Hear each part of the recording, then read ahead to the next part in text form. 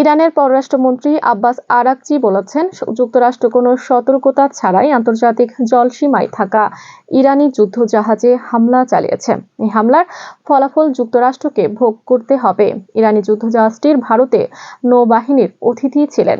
ইরানি যুদ্ধজাহাজে মার্কিন হামলার প্রসঙ্গে এক্স পোস্টে আব্বাস আরাকচি লিখেছেন, যুক্তরাষ্ট্র যে নজির স্থাপন করেছে তার জন্য তারা তীব্র অনুশোচনা করবে।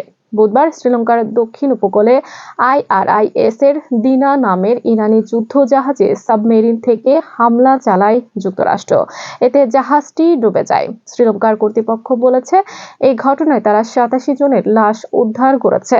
আরও 32 জনকে জীবিত উদ্ধার করে চিকিৎসা দেওয়া হচ্ছে।